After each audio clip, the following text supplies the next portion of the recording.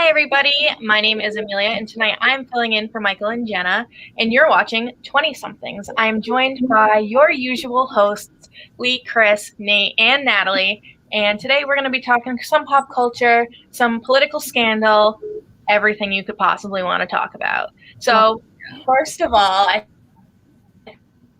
think a little bit about the Grammys. So that happened this weekend. Lee, did you watch? Oh my gosh, of course I did. I am a music fiend. I've got my Meg Thee Stallion merch on. And she won an amazing award. It's something that I look forward to every year. She won the Best New Artist, which I thought was very exciting. But another notable moment, if anybody was watching, was Harry Styles' performance. We have a little clip of that. Want to roll the clip? I don't know if I could ever go without watermelon sugar high, watermelon sugar high, watermelon sugar high, watermelon sugar high, watermelon sugar. Strawberry on a summer evening, baby, you're the end of June. I want your belly, and a summer feeling, getting washed away you. So, if y'all didn't know, I love Harry Styles. This is a little plaque for him that a friend got for me. But I think the Grammys are something that I look forward to every year because I think music has such a potential to move people. And I just wanted to ask my lovely group members here, what were some of the songs either from the Grammys or just from last year that helped get you through such a terrible time with COVID? Because I think that music has such a cool ability to do that. So I'm just going to throw it to the group because I want to hear from y'all. I think music is so awesome. Yeah. Go ahead, Natalie. Go ahead, Amelia. Oh. What? I was just going to say, I think, music this year, a lot of new artists got a lot of, extra attention depending on their presence on TikTok, right? So there were a lot of trends and a lot of dances that went along with a lot of the new songs that are now on the radio. So that was a really new tool for exposure. So I was really interested to sort of see, the artists that kind of blew up this last year that maybe wouldn't have had that spotlight. So that was something I was sort of thinking about when I was watching the Grammys. I'd agree 100%. I think a big artist for that would definitely be Doja Cat. Oh, definitely. I don't know if she would have had as big of an impact in the industry this year if she wasn't like popular for so many dance songs on TikTok. What were you going to say about music, Natalie? Oh yeah, I was just gonna say this year I recently got into Harry Styles' solo music, his recent solo career, and that was just some of the music I was really loving during the quarantine, listening to, his Fine Line album on repeat. It was awesome, masterpiece. Yeah, my girlfriend is basically the biggest Harry Styles fan that's ever existed in the world, so I have become a fan of him through that. I own his Fine Line album. It's in my car right now. Sometimes I put it on for a drive. He's got some good songs, so yeah, I like him. I wouldn't say I listen to him without her influence, but I think he's good. Oh yeah. You want to say it's fine. Yeah, definitely a big year for Harry. I also thought, talking about the Grammys and music was, this year obviously was a very different feel with how everyone was spread out, a lot less people at tables, and also the integration of masks into the outfit, So I thought that was something I always like seeing the look. So I thought that was very interesting. Yeah, I liked Taylor Swift a lot. Did you see Taylor Swift with the floral dress and she had a floral mask that matched? I was like, wait a minute. I know, I thought that was a look. I like Harry that. Styles had a matching mask too. I saw it. Yeah, it's pretty good. Oh, very nice. Did you also hear that Beyonce has become the most awarded person ever at the Grammys? I think with 20 something. I did not hear about that. That's crazy. I don't doubt it at all. And now Blue Ivy has a Grammy, I believe, for her music video that she was in, which is insane because she's so young. I know. I think Blue Ivy is the second youngest Grammy winner, and yeah, Beyonce just became. She has won the most Grammys out of artists who have been nominated, and I think that's really incredible. And I think that's a huge milestone for everyone, especially their family. So I think that was really awesome. Yeah, and Taylor Swift, I think, is the third artist to win 3 albums of the year, or the third female artist to win album of the year. I can't remember. I might be messing that up a smidgen. Lots of records this year. I know. History is being made in all kinds of ways. Speaking of which, so this entire more or less, or at least half a decade, there's been a lot of sexual allegations, and this week we have a new one coming in with Andrew Cuomo. Natalie, fill us in. Yeah. This is great. It's rough. I know he's like a very popular political figure, and recently many women have been coming out with, sexual harassment allegations against him, and he has denied a lot of them. I think almost all of them, which is it's sad to see, men in power who have been accused of these awful behaviors, and they do a very general apology. I'm sorry if I made anyone feel uncomfortable, but I didn't know. No one ever told me. I think it's a terrible message, and I was very disappointed in hearing about his allegations, because I know I have a lot of family members who live in New York who were big fans of his, and I just don't think he handled it very well, and he's not stepping down or resigning. I would agree. I just think like with 7 allegations, I just feel like personally it was not only unprofessional but a little like inhumane to just like not address. He didn't address it in the right way at all, and I just feel like to the women specifically that are coming forward, it feels like very dehumanizing for like someone with that much like caliber and that much weight within the political scene to like kind of invalidate it. I don't know. I think it's something that we've seen too often. Does anybody else have a different take? I never thought he was the most professional governor in the world. Like, he'd make a lot of quippy jokes, and I didn't really think that's the way that a governor should be like presenting himself most of the time. So before the allegations even came out, I didn't really have the best opinion of him. But after, I think he should resign now, because there's he can't be taken seriously anymore by people after this, because no one's going to want to hear what he has to say. Yeah, I agree with Nate. I wasn't really a big fan of his before the allegations came out either. And then after this, it's just much worse. And he's like refusing to resign and everything. And it's just not a good look. Yeah, and I think I'm more saddened by the trend that men in politics or men in power, like, this is now a theme. I mean, we've been new, right? Like, this isn't, I'm not like, my eyes are now open that this is a thing that happens, but like, it's a trend, and it seems like there is no consequences for these sort of things that keep happening. And like, as a woman, I hate that. Yeah. As a human, I hate that at the very core of the issue.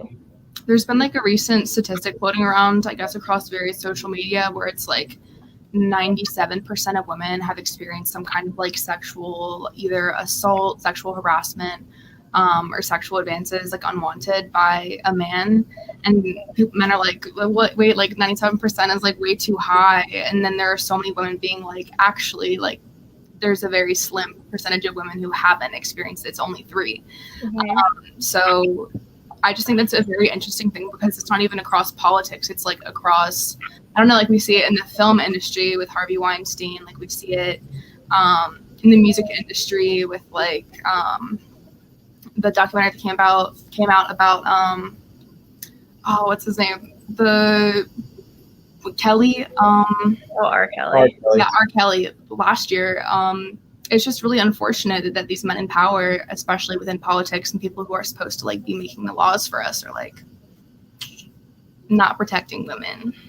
Yeah, it's honestly disgusting, and it really does need to change. And the only way it does change is for the people who have done it to be held accountable and to lose their jobs. Definitely. So what are your thoughts? There is a new thing. I don't know if it's trending on social media. I don't know if you guys have seen it, but it is the not all men sort of hashtag. But Amelia, no, wait, it's not what you think. I was like, Yeah. Don't even get me going. It's basically, posts that have the headline "Not All Men" to kind of grab your attention, but they go into sort of the depths of sexual harassment and what it is, and they talk specifically to the men who sort of stand by and let it happen. And, they let their friends talk about women in a degrading way, or they let them treat women badly. Because, as we said, 97% of women have experienced sexual harassment. But how many times have you heard men, young or old, say they know someone who sexually harasses people? Yeah. And it's sort of calling on the good men out there. I didn't mean to air quotes that. I know there are good men, but talking about the men who, aren't sexually harassing women, but are they really doing anything to help? Are they going the extra mile to make women feel safe? So that's what that trend is, and I didn't know if you guys have heard about it at all. I think after you described it, it sounds familiar to me. Because I think I have like such a polarized thing when people say not all men now, where I'm like, oh god, not this again. Because it is tied to such an interesting kind of like thing on the internet, which is kind of like what you're talking about, where like some men are supposed to be like the good guys, like the good men are just excusing like bad behavior, and that's like the kind of people that say not all men. And it's like, I don't know, in my opinion, as a woman, like with all of these statistics like known to me, I just feel as though like if you're a bystander as a man to another male doing this kind of thing to a woman, like, or to anyone, you're just as responsible because you're not doing anything to like stop that statistic. You know what I'm saying? Yeah. It's been a year of people not using their privilege for the greater good. Yeah. Yeah. It's like, if you're the privileged or the majority party, like you should be speaking up. Like there's no excuses at this point. Obviously we talk about privilege and we know that this has been a big year. Looking at things like the Black Lives Matter movement. But there is some maybe hope on the horizon when we look towards the Oscars, right, guys? Mm-hmm. So, Chris, can you tell us a little bit about the Oscars nominations? Yeah, I think it's great. A lot of people of color are being recognized in this year's Oscars for various awards, whether it be like Best Director, Best Actor, or even Best Picture. Like, I don't know if any of you guys have seen Judas and the Black Messiah, but I recently watched it this weekend, and it's a really good movie. And it's in the it's a nominee for Best Picture, and that's what I hope wins personally. But what do you guys think? I really like No Man Land, and I also watched it this past weekend. It's very new. But I was initially drawn to it because of the director. Her name's Chloe Zhao, and she's actually nominated for Best Director. And I just think, like we were talking about, like we're making progress. We hope. I guess you have to like note the good things, the good progress that we're making. But she's the first woman of color to receive an Oscar nomination for Best Director. Yeah, that's her in the star of No Man Land. And it's like the whole movie, if you haven't like seen it, it's basically about a woman like in her 60s, and she like loses everything during like the Great Recession, and then she travels to the West, and like she lives in a van, and it's like this really heartfelt story. But yeah, she's a Chinese director, and I'm just like really excited to see what she does. And I hope she wins Best Director, because I think it would be like a cool full circle thing. I want to see that one. Yeah. Because I know she's going to be directing an upcoming Marvel movie. So I want to see that just to see what she does with some other movies before I go into that one. You know what movie she's directing? The Marvel one? Is it The Eternals? Yeah. Okay, that's what I thought. I just wasn't sure. Exciting. I always look at the Oscars as like movies I haven't seen but should, so then I have to try to find them online or wherever, or I mean normally I would watch them in theaters. Usually there's places we can do that. not this year. Nobody should be going to the theaters, even if they're open. Sorry, it's just don't do it. Be safe.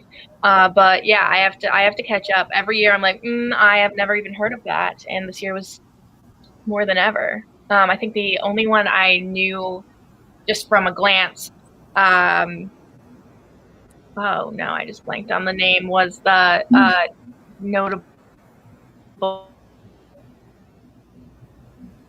You cut out for a second there, Amelia. What were you saying? Oh no.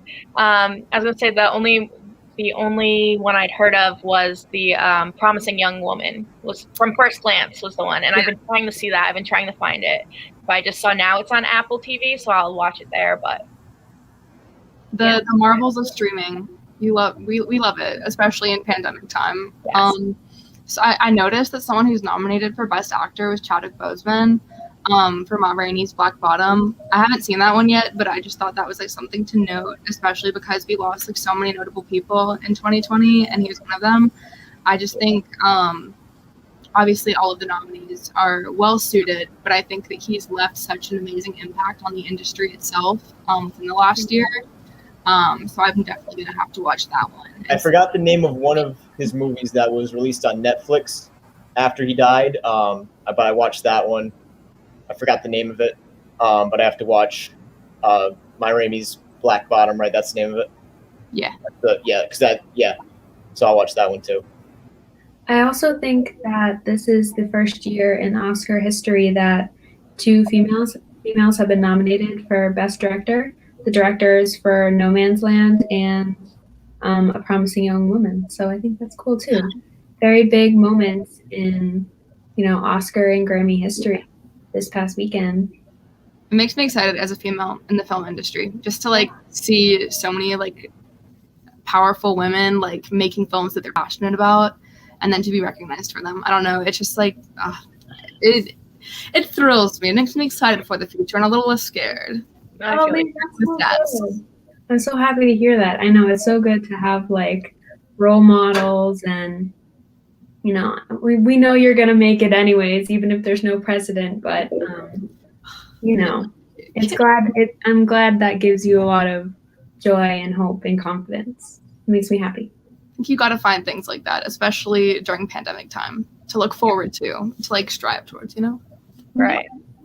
Well, now that we're talking about dream schemes and magical things, I think that's kind of a good place to kind of wrap up for the day.